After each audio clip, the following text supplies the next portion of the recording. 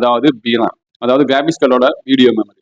எல்லாருக்குமே தெரியும் 4 GB graphics card, 8 GB graphics card, 12 GB, 16 GB, 20 GB, 24 GB வரைக்குமே இருக்கு. ஸோ இந்த கிராபிக்ஸ் கார்டோட இந்த வீடியோ மெமரி முக்கியமானு கேட்டீங்கன்னா இப்போ 2025ல கண்டிப்பா முக்கியம் தான்.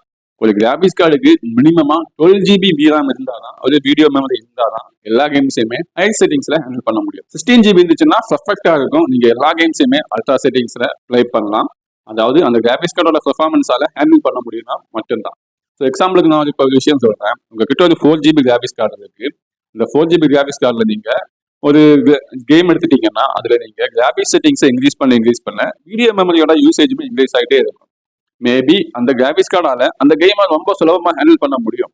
பட் அந்த வீடியோ மெமரி அந்த 4 GB ஃபுல்லா ஆயிடுச்சுன்னா அதுக்கப்புறம் அதால ஹேண்டில் பண்ண முடியாது. இந்த வீடியோ மெமரி ஃபுல்லா இருக்கனாலேயே அது லேக் ஆகும், ஷட்டர் ஆகும், இந்த மாதிரி ப்ராப்ளம்ஸ் வரும். ஸோ அந்த மாதிரி சுச்சுவேஷன்ல அந்த கிராபிக்ஸ் கார்டால அந்த கேமை ஹேண்டில் பண்ண முடிஞ்சாலுமே ஹை செட்டிங்ஸ்ல உங்களால ப்ளே பண்ண முடியாது. ஏன்னா அங்க VRAM கம்மியா இருக்கும்.